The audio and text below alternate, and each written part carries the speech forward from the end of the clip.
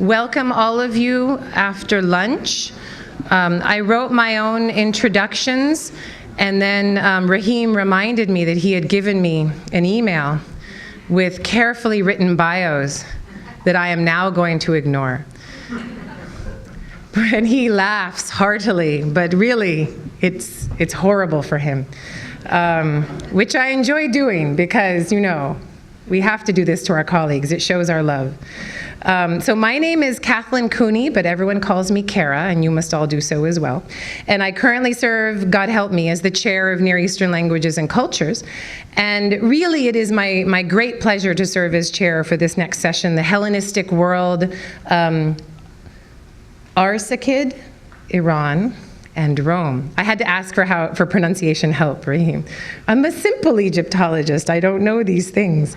And really, it is my pleasure to do this for UCLA's newly established and very vibrant Pour Dawood Center, number one. And number two, for my very dear friend and colleague, Rahim Shaigan, who is currently directing this center. So I'm very pleased to be able to do this. Our first speaker, and please help me with pronunciation, is Miguel John Versluys, who is assistant professor at Leiden University, Faculty of Archaeology, and currently a Getty Villa Scholar, and we should all go and visit him. His research and teaching explore the cultural dynamics of the Hellenistic Roman world from the point of view of Eurasia, investigating dynamic processes from local, regional, and global perspectives, which means that interdisciplinarity is a key to his research. He is a classical and Mediterranean archaeologist working actively with prehistorians, historians, art historians, classicists, Egyptologists, Near Eastern scholars, anthropologists, sociologists, and scientists. I have ripped this from his own bio, so he is screaming at you that he is an interdisciplinarian. He is particularly interested in cultural interconnections, so-called, in scare quotes, globalization. In scare quotes, you did that, yes? And so we can discuss what that means. And the interdependence of objects and people. He will be presenting a Eurasian perspective on the formation of the Roman Empire. So please help me welcome Miguel John Versluys.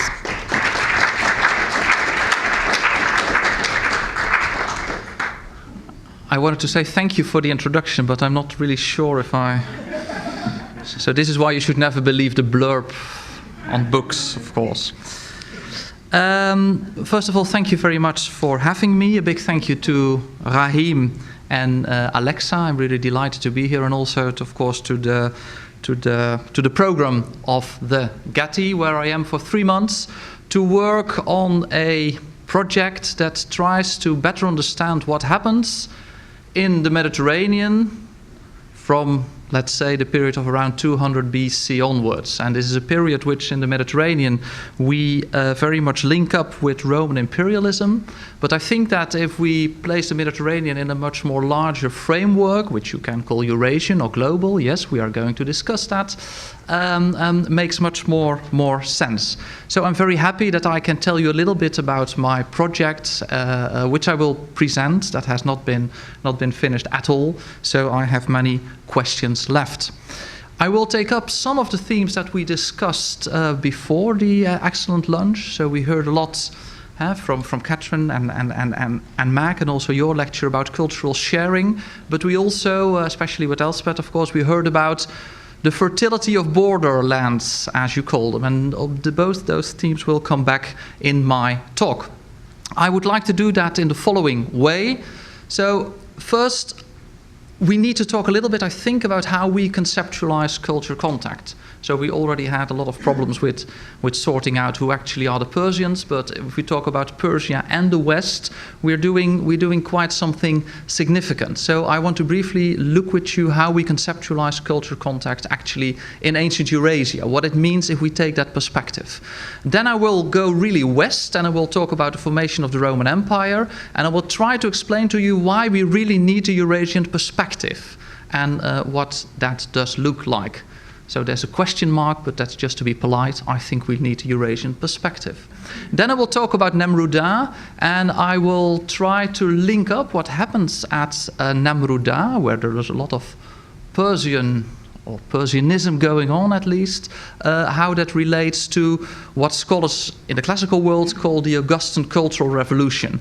And that is just meant to say that everything in the ancient world changes with Augustus. It's not Augustus doing that. He has agency, he has a lot of agency, but many things go on, and then we have the Roman Empire.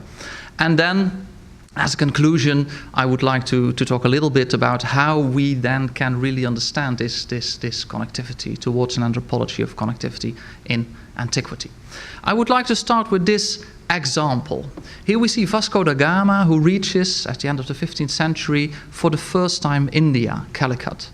And this is how the encounter between one cultural container, Europe, Portugal, as you like, and the other cultural container, the East, India, is often perceived. So you see in the depictions that everything is, of course, markedly different to distinguish them from one another. But the story really goes as follows.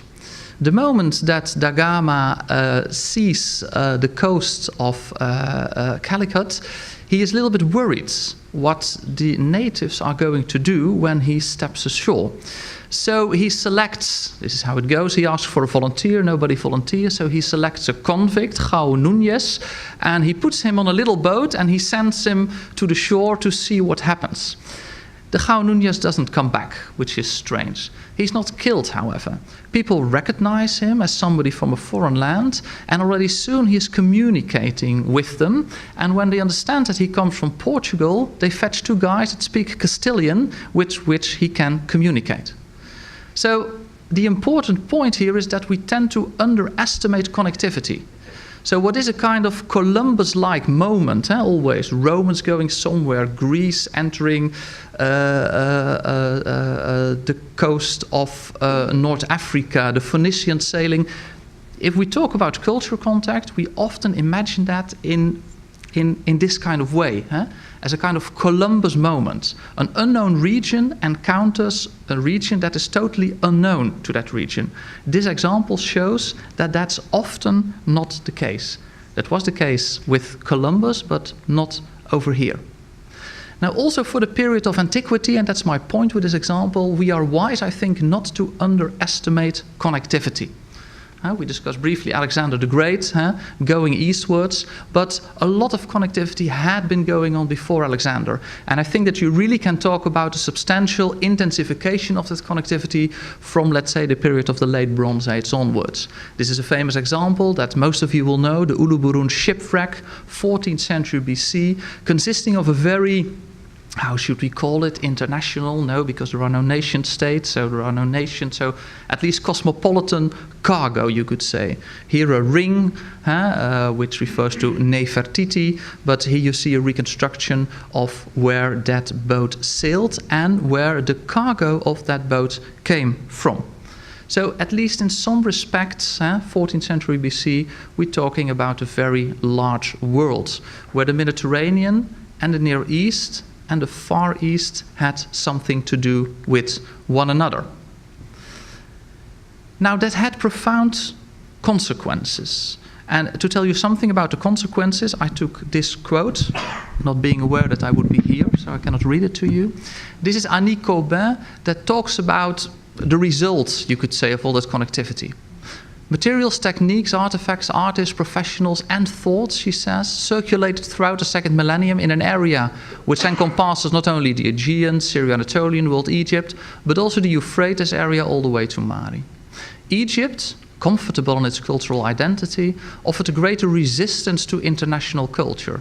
But the kingdoms of inner Syria, she says, seems to have been more open to the outer world, more avid for exotic style, more anxious to show their superiority by a display of cosmopolitanism, while contributing their share of ideology and technology to the Mediterranean koine. So, in a way, like we have been discussing over lunch, but this is also what you see in your tombs going on, although perhaps not with such wide connections involved. Now, the history of the ancient world is thus very much dialectical and entangled.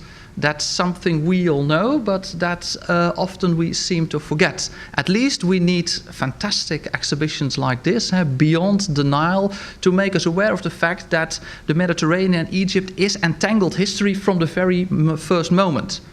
So that actually also implies that if we talk about Egypt and the classical world, we do something wrong, because we still distinguish two different cultural containers, while the whole message of the exhibition is to show that they were entangled and influencing each other from the very beginning.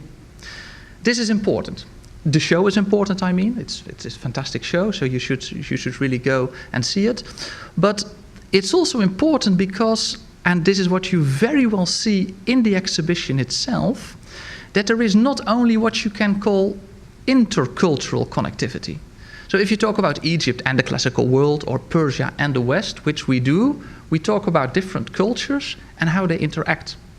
But the whole point is, by sketching you very briefly this longue durée perspective, that if connectivity has been going on for a very long time, you have something of a common, cosmopolitan, global culture, and that we therefore also have a lot of what I call intra-cultural connectivity.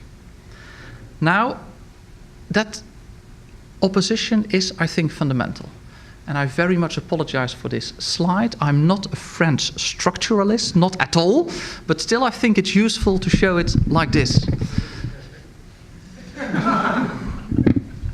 Is there anyone in the audience who likes French structuralism? Yes, Jane? Yeah, I know, yeah. So this is not how reality works, but for the moment it's very useful to have a look at it. So if we do intercultural connectivity, we think about acculturation. Think about the Vasco da Gama examples. We think about cultural elements going from Persia to Greece. We think about Hellenization, Persianization, Egyptianization, Romanization. If we imagine the world as connected from the very beginning, as one big borderland or middle ground, then globalization might be a good concept to think with. Because we talk about cultural concepts that are circulating all the time. So it's not about Hellenization, about being Greek, it's about Hellenism, doing Greek. Well, Hellenism is a term that we all use, but as we found out in Istanbul, and it took a lot of debating with Ab and with Rahim, but in the end, everybody seems to buy the fact that there is something like Persianism in the ancient world. There is a lot of Egyptianism in the ancient world, although we do not call it like that. We use this stupid, vulgar term Egyptomania if it is not serious, but there is a lot of Egyptianism going on. And Romanization often is a form of Romanism. Now, apologies once again for the structure like this, but it's just to show you how I think that, especially in the later period, so the Hellenistic and Roman period, where I will be talking about later, we are very much in the intracultural domain. Of course, there is a lot of intercultural going on as well. So there are Greek artisans with a Greek style going from Greece to another region. But I think there is more intracultural at that moment. So this means memory is important. We do not so much talk about history, but about mnemo-history, as Jan Assmann would call it. Not about reality, but about memory. Of course, there are traditions, but a lot of traditions are invented in our periods. There are, of course, still a lot of cultures, but there's also a lot of cultural formation, as we will see in the Roman world. It's not so much about being, but about becoming, and not about communities, but mostly about imagined communities. And to what extent the Persian world, the Persian Commonwealth, is an imagined community, we can debate that later. So, to put it very graphically, if you think in terms of the intercultural, you think like that, but the intracultural, where everybody adds to something that develops, might be, I propose, a more useful way to conceptualize culture contact in antiquity. An example after all this theory. The best example for everything is always Isis. This is why I wrote 4 books with Laurent Bricot about it. Now, you will all know that Isis, of course, in the Roman world is a mystery goddess. And everybody has been looked for mysteries in ancient Egypt, because Isis comes from Egypt. Ta-ta, there were no mysteries in ancient Egyptian religion. And it took somebody from the quality of Walter Burkert to explain us how it worked. What happened? You had an Egyptian goddess called Isis, and that Isis was already popular in Egypt, but then in Egypt they saw that the world was changing. And they saw that in Eleusis, in the Mediterranean, something interesting was going on in terms of presenting gods as mystery gods. And what they did, they took a concept from the Mediterranean and they applied that to Isis to make Isis actually more attractive for export, you could say, or for going global. Why did they do this? Because there was a strong image about Egypt as having a mysterious and secret religion. This was not true at all. There were really no mysteries of gods in Egypt itself, but that was the image that existed of Egypt in the Mediterranean. So now we are dealing with Hellenized Egyptian priests that take a concept developed in the Mediterranean, they apply it to an Egyptian goddess that they Hellenize, and that goddess will do very well, because Isis was a very successful innovation in the Mediterranean. My point is that we cannot make sense of Isis if we think in terms of intercultural. This is all about circulating concepts. So this is about the intracultural connectivity. Another example, which I took especially for Jeffrey to show this wonderful, wonderful statuette. This is the one in Baltimore, but there should be two more. This is a quote from the Lives of Antony from Plutarch, in which he describes a fantastic ceremony in which Cleopatra, the Ptolemaic princess, and Mark Antony divide up the known world. And Cleopatra is entitled to have the East, because she is the successor of Darius in a way, and Mark Antony, of course, has the West. And they use a lot of concepts to claim their place, you could say. And they use their children to underline those concepts. So Alexander, one of the sons, was brought out before the people in the Median costume, the tiara and upright peak, and Ptolemy, another son, in boots and mantle and a Macedonian cap, done about with a diadem. For this was the habit of the successors of Alexander, as the other was the Medes and the Armenians, of the Medes and the Armenians. And as soon as they had saluted their parents, the one was received by a god of Macedonians and the other by one of Armenians. Cleopatra was then, as at other times when she appeared in public, dressed in the habit of the goddess Isis, and she gave audience to the people under the name of the new Isis. So here we have Hellenism, in the guise of Macedonianism, because the cultural concept of Macedonia was very important, but we also have Persianism and Egyptianism. And we hope to have, of course, this statuette for the exhibition, because it's a wonderful... Probably they were made on the occasion, and they were given to the elites to literally bring the message home. Okay, my second point. What has all of this to do with the formation of the Roman Empire, and why am I working on a book that tries to develop a Eurasian perspective on the formation of the Roman Empire? Now, first of all, I think there is one very important, compelling discourse about the formation of the Roman Empire that is in our way, and that is in a little bit, no, not a little bit, that is very fundamentally distorting what goes on. So the discourse is as follows, and you all had this in school, and still our books are full of it. Rome is something unique, starting at the Tiber. Rome first conquers Italy, and then it conquers the whole world. Also, it was meant to do so. So actually, all Latin literature you can read as one big discourse, one big narrative about why Rome has become what it has become. For us, and I can say us, I mean it's in the Western world, Europe and the US, this is a very important narrative. Every year there are books published about the decline of the American Empire and the decline of the Roman Empire. So the narrative of Rome is a fundamental narrative for later European imperialism, and that still is very strong in the 21st century. This is discourse.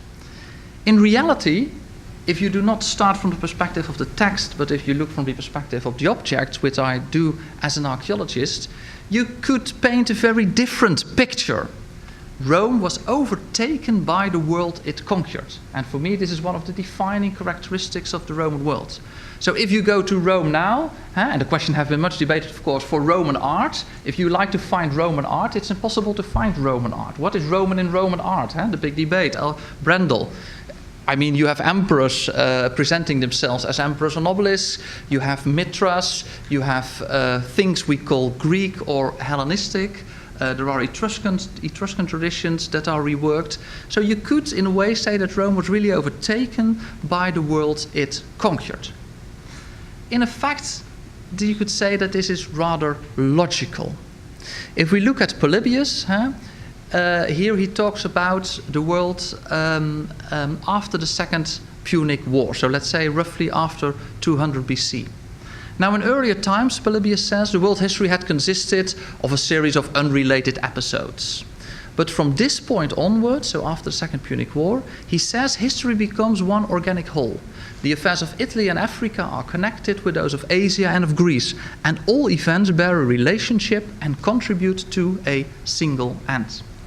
And we were discussing this also over lunch. The interesting thing is that a lot of surveys and excavations have shown precisely that. So over the whole of Eurasia, you see a kind of intensification of connectivity from, sometimes it's 250, sometimes it's 150, but something spectacular seems to be going on. And people seem to have perceived it like that in the period. This is the reason why this quote is so interesting. Now, how did that work? How was Rome? Therefore, I think all maps of Rome should never only show the Roman Empire, but should always include these relations to Northern Europe, to Asia, to Bactrian China, to Parthia, to India, and to the Sub-Sahara. But how was Rome global? How was Rome Eurasian? Well, we can talk about peoples, we can talk about ideas, but we also can talk about objects. And if we take objects as our point of departure, there is a very interesting story to tell, alternative story to tell about the formation of the Roman Empire. Because Rome was literally inundated by foreign objects. We know a little bit how this works. This is a famous Madia shipwreck, and we know that all kinds of antiquities, but also so-called copies after originals, were shipped all around the Mediterranean, the famous Madia shipwreck. But first and foremost, Rome was inundated by objects through the Roman triumph. There are wonderful literary sources about that, but they come together in a quote I took from an important book by Ida Östenberg, Staging the World, Spoils, Captives and Representations in the Roman Triumphal Procession. And this is how you should envision, you could say, the Roman triumph. With here the famous paintings from Hampton Court to give you an idea. At this crowded civic celebration, spectators met with coins from Spain and Asia, Jewish temple treasures, silver plate and furniture from the royal opulent feastings, trees from eastern gardens, Punic elephants appearing as in battle, kings long known by name only, and barbarians tall in stature and wearing outlandish costumes. People read on placards names that sounded curiously exotic. They witnessed images of foreign rivers and peoples brought into subjugation, represented in miserable vanquishment and grief. They watched many of these displays in unprecedented numbers, that's very important, and often they saw them for the first time. Indeed, she says, the triumphal procession brought the world to Rome. Now, the important point, and that will be an important point of departure for my book, is that these objects would start to change and make up Rome. I can only give you some examples given the time, but if you look over here, this is what you all will know, the rostra. So at the Forum Romanum, this was something typically Roman, where you could stand up and speak as being a Roman, holding a Roman public office. Well, we know that this first was a very simple stone, but through the conquest of foreign ships, the Romans had a lot of ramps, and they used it to build this new rostra, which in this guise dates to around the end of the 4th century BC. So this is literally how a very quintessentially, you could say, Roman monument, because I think you all know that as a Roman monument, was actually literally built up by spoils. And the moment that you have objects in your society, they start influencing other objects. Because this became a very important public spot, of course, in Roman life, people started for the first time making columns with their own image on it. The Manius column that you see depicted over there in a later coin. Now, this was only the beginning. With the conquest And there Persia comes in, Central Asia comes in. With the conquest of the East, Rome was massively inundated by all kinds of stuff it had not seen before. This guy, Pompey the Great, was very much responsible for that. And he had so much spoils that for the first time there was in Roman history a triumph that lasted 3 whole days. And the changes all these objects instigated, you already see by the statue of Pompey himself. Because for a Roman general to be portrayed in this quintessentially Hellenistic way was even in this period something rather strange. This is the crater, famous crater of Mithridates. Would be nice to have an exhibition as well. It's the capital line. But so that's wonderful. But to talk about changes, this is the most recent reconstruction of this big. So Pompey was the first to build a stone theater over here, which held marble and stone from all over the world to show actually, of course, that Rome conquered those areas, but also how cosmopolitan it has begun. And we now are quite sure that in this porticus, which is always called the porticus of Pompeii, that in fact it was one big world museum. So all the spoils that were not taken by the generals, they were really shown over there to the public. So we cannot underestimate the impact of that. Because Rome now for the first time was confronted with the history of Eurasia on a massive scale. And of course it had to rethink its own position on the basis of that antiquity. So here's from the recent reconstruction in the book by Penelope Davis. You really see it's like a little bit like the Getty Villa.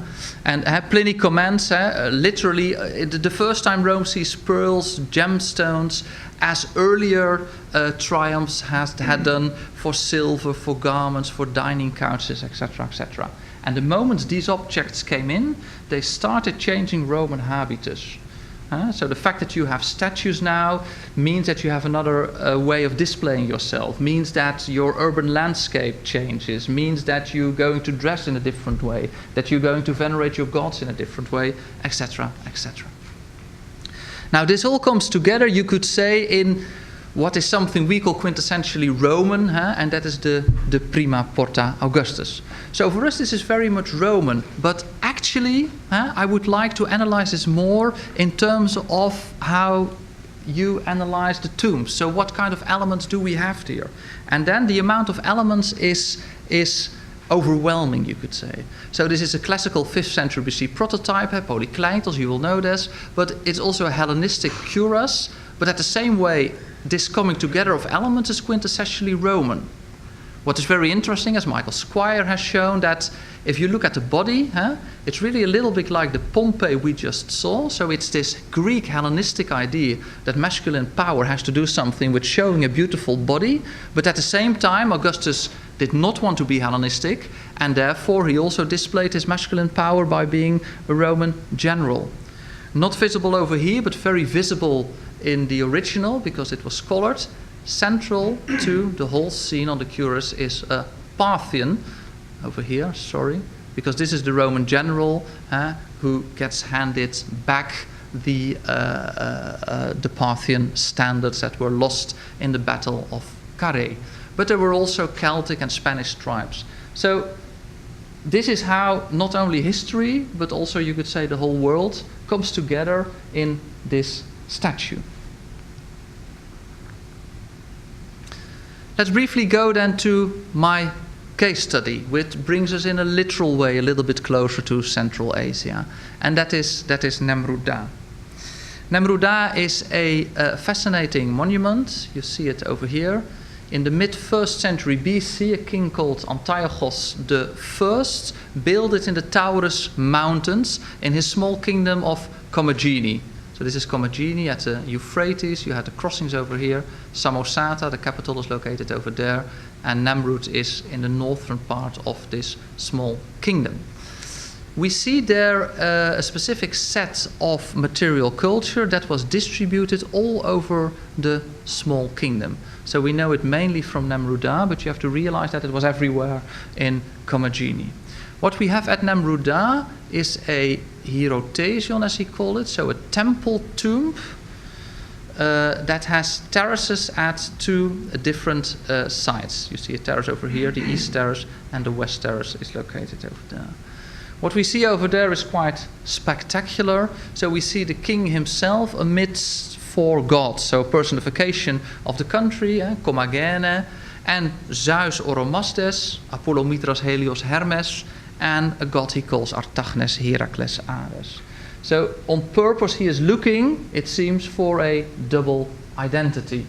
So therefore this monument has been much discussed as a Greco-Persian hybrid. It's a spectacular monument because there is a nomos, an inscription, that in perfect Greek tells us what Antiochus wanted to do with this monument.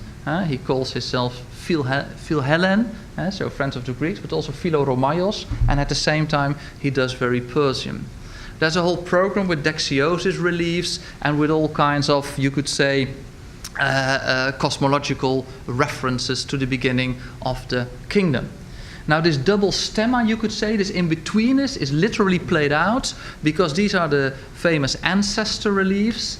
And the ancestor reliefs, through the ancestor reliefs, Antiochus tells us that from the side of my father I go back to Darius, and for the side of my mother I go back to Alexander the Great. So he is literally the best of both worlds, you could say. Very briefly, this was Nemrudin, but as I said, also on other sites, like Arshameia, you see over here, we see the same set of visual material culture with a specific message. So the dexiosis reliefs, often meant as a kind of often used, you could say, as a kind of illustration of east and west at the Euphrates. And here you see one of my favorite pictures, that there were also colossal statues at Arshameia. Now, what is the guy doing? The monument has not been very well understood so far, I think. So we also just discussed during lunch. Bert Smith from Oxford once started a review of a book on Commagene with the fact that Antiochus I of Commagene suffered probably of both paranoia and megalomania. So this is always the idea. We have some lunatic who does something not representative in some periphery. That's the idea. And he doesn't know what to choose, so therefore he takes two elements and he puts them together. If you look at it in a little bit more structural way, we see that he builds a hilltop sanctuary, a temple tomb in the form of a tumulus, he has colossal statues, he has this interesting canonical text, the nomos, there are these dexiosis reliefs, ancestor galleries, and it's a real program aimed at changing something in society. Now, I've just finished my book on this monument, and if I looked for parallels, the best parallel for such a program is what Augustus does in the city of Rome.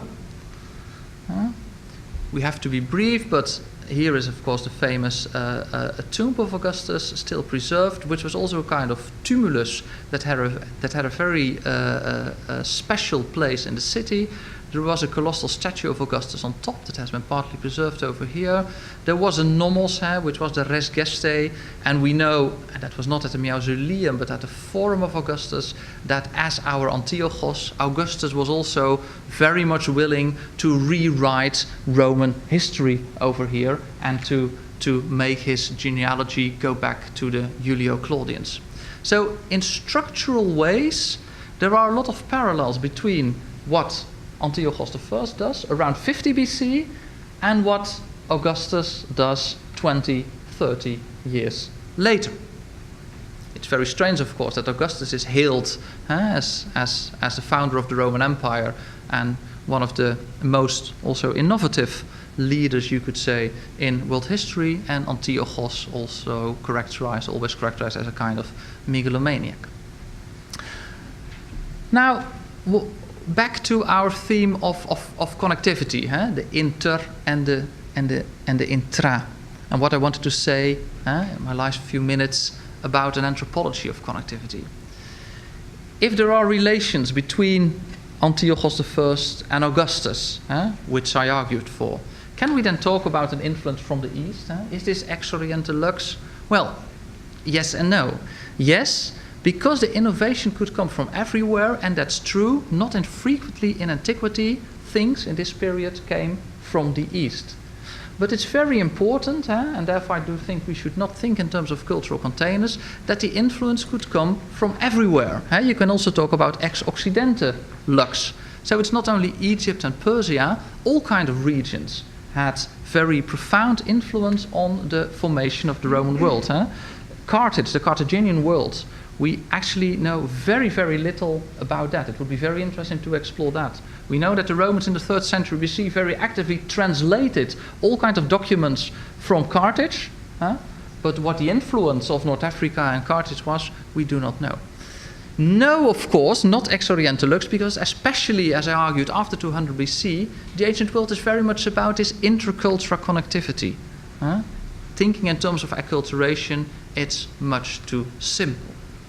Now, the idea of my book is that innovation, and I call the Roman Empire an example of innovation, the emerging Roman Empire, Roman Republic, is achieved by mastering this global language while applying it successfully in the local context through adaptation. So it's not that Rome is literally overtaken by the obelisks and the temples and mitras, because they take this global element, they rework it, and they make it part of their own package that we call Roman. The interesting thing, and we can debate this, is that I think that in this period, all successful cultures, you could say, are successful global brokers by reworking of these global concepts. And again, in your tombs, in a way, on a very different level, the same thing might be going on. It's a particularization of global universal elements. And if you succeed in doing that well, then apparently things go well. So the Romans are successful, but now even Egyptologists, I think, argue that the Ptolemies were not a decline of Egyptian civilization, but maybe the highest point of Egyptian civilization. Well, we can debate about it. This is Egypt. In the same way as we have great difficulty with making room for the innovation of the Parthians, who very successfully, I think, reworked Persianism and Hellenism. So, my conclusion, being connected, and this is what Nicholas Purcell called the ecology of connectivity, is very important. So in this period, in my view, this whole world is one border zone or one middle ground. So therefore we can better talk about globalization processes to really understand what goes on. It's the ecology of connectivity that matters.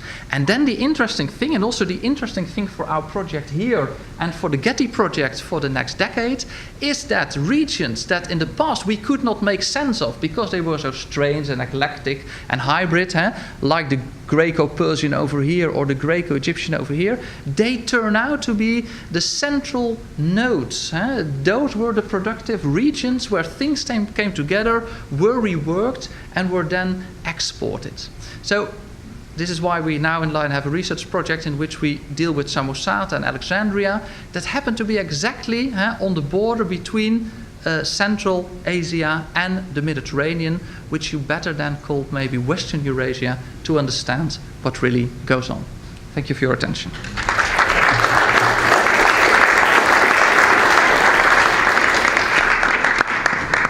Thank you for 3 excellent papers. I have a question for Miguel, which is about the Augustinization of the Orient, as it were. And I wondered if maybe this is in some of your many publications that I haven't seen.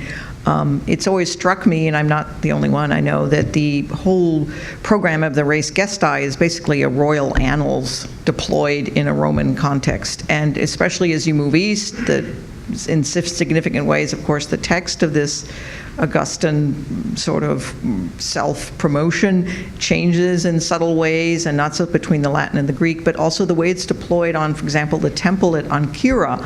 So to find a place between the Commagene stage of this that you identified and the Augustan, I've always been intrigued with this, and when I mentioned it to Ron Malloy, he said, "Oh, I said that in my book about ancient historians." So perhaps it's more widespread, but it's always struck me that this is in a way deployed for an Eastern audience, or it comes out of an Eastern tradition to have this giant text used in that way.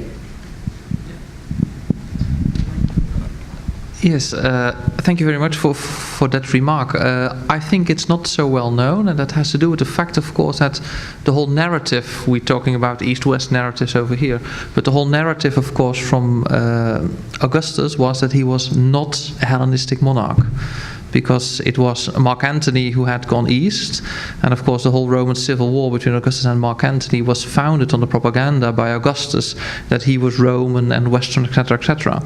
In reality, of course, he was every inch a Hellenistic monarch, so he had to do everything to cover that up, and that worked very well. So I don't know who exactly that was, but I mean, a lot of propaganda from antiquity, from Pergamon, for instance, but also from Augustus, still works. We still buy the propaganda projects and their rewriting of history. And in the case of Augustus, that's really true. And I think that's the reason why many Hellenistic or Eastern, or however you want to call them, tendencies within what he does have not been recognized. But that is clearly the case. There is no, I mean, when I looked, let's say, for a parallel of the Nomos of Antiochos, and I found Res Gestae, I thought there would be a lot of literature about that. But there's not even an article. It has been mentioned as a suggestion 1 or 2 times. And we were all duped too. Yeah, in a way we were, yeah. If I can just interject, Egyptologists do this all the time with Cleopatra, and they still follow the Roman line. Egyptologists are still following the Roman line and miss the propaganda. Absolutely. And it's hugely problematic, so I agree totally. Raheem has signaled one more question is allowed. Last one, I'm sorry, but it was... and it's his! It's just because it's Versluys, and I have to ask him a question. I was exceedingly intrigued by the suggestions you made that there might be a more comprehensive, exhaustive, or general type of communication for intra-cultural spaces, upon which maybe the other discourses would build. And you mentioned that Rome is the sum of all the things it has integrated. And I was wondering whether, based upon that, but do you think that reminds me of what Cyrus did with the art, obviously, in Pasarga, the inclusion of all possible ideas, and whether the sum of this is precisely this communicative vehicle for intracultural communication that you mentioned. So basically you have a foundational layer that is based upon everything that you have included within the empire. Would that be something that you were thinking in those terms, or did I misinterpret you? No, in general terms, that's the idea. Yeah, I think, yeah. But of course, the clue is in the reworking of the elements. And that is also what we just a little bit discussed. So the whole innovative power of the Augustan Cultural Revolution is the fact that when you see the Prima Porta Augustus, everybody says this is Roman, and it's only in a secondary stage that you see. But I think in more structural terms, at least the attempt in Persepolis to bring together all kinds of cultural elements, to develop a new kind of style, if you can call it that way, which signaled, of course, very much kingship. Yes, exactly, yeah. And also it's interesting that both empires, of course, has these universal aspirations, which the Roman had and the Persian as well, yeah. So a lot of structural comparisons, in fact.